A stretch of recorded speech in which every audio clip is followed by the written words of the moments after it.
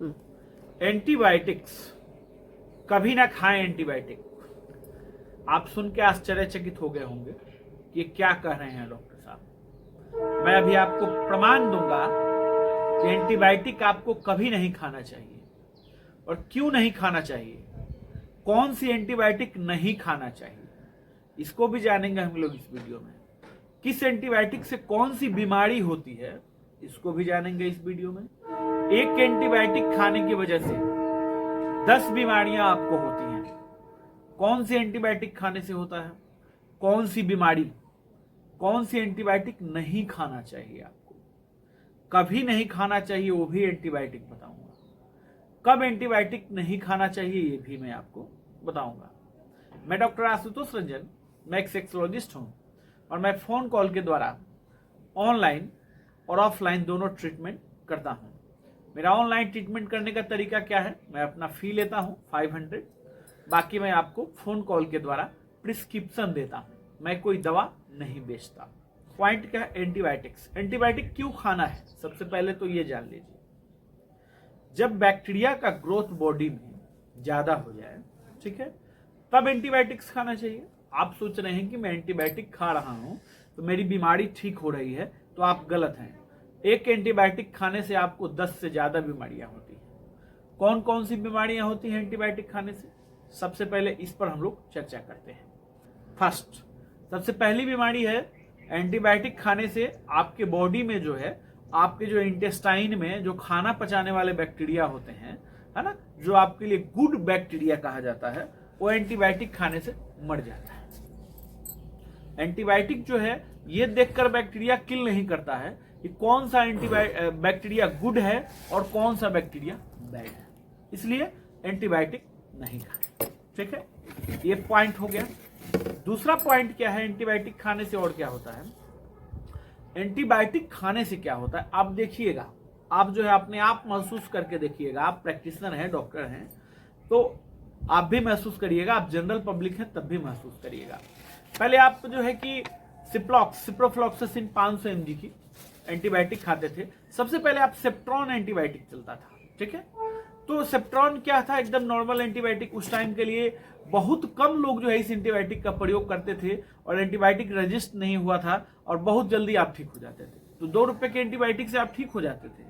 लेकिन जो है अब कोई 2 रुपए के एंटीबायोटिक से ठीक करके दिखाए, आपको नहीं ठीक होंगे। अब आपको सिफेक्जिम खाना पड़ता है। किसी को सिफेक्जिम से भी नहीं चल रहा है काम, तो सिफुरेक्जिम खाना पड़ता है। सिफुरेक्जिम जो है 50 रुपए का एक गोली एंटीबायोटिक है। पहले जो है इंजेक्शन की जरूरत उतने नहीं पड़ती थी, लेकिन अब तो जो है कि आपको 1 ग्राम से नीचे इंजेक्शन से काम ही नहीं होगा। आपकी बीमारी जो है थोड़ा बहुत भी फर्क प्रभाव नहीं पड़ेगा। 1 ग्राम से नीचे आपने इंजेक्शन लिया तो 1 ग्राम, 1.5 ग्राम, 2 ग्राम, 2.5 ग्राम, 4.5 ग्राम तक जो है इंजेक्शन आपको 4,500 mg तक इंजेक्शन आप ले रहे हैं, तब जाके कहीं आपको रिजल्ट मिल रहा है।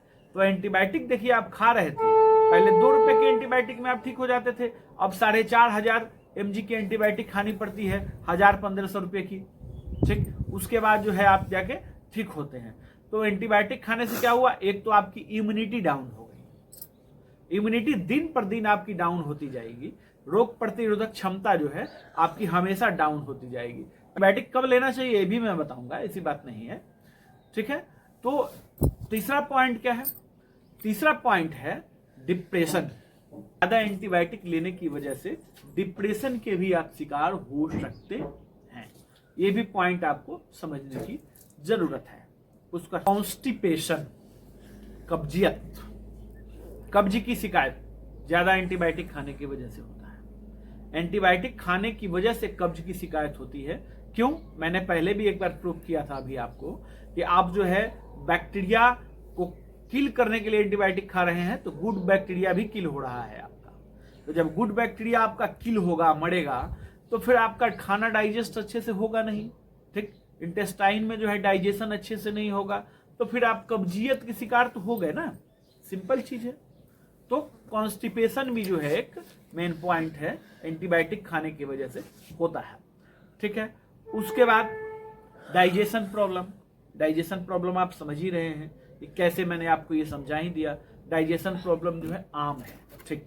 इसके बाद एंटीबायोटिक खाने से सबसे बड़ी बीमारी जो कभी नहीं ठीक हो रही है, बहुत लोग परेशान हैं जिसके चलते, अल्सर, गैस के छाले जो है बन जाते हैं इंटेस्टाइन में, एसिड ज्यादा बनता है, आप गैसाइटिस के पेशेंट हो गए, हमेशा गैस बनता रहेगा।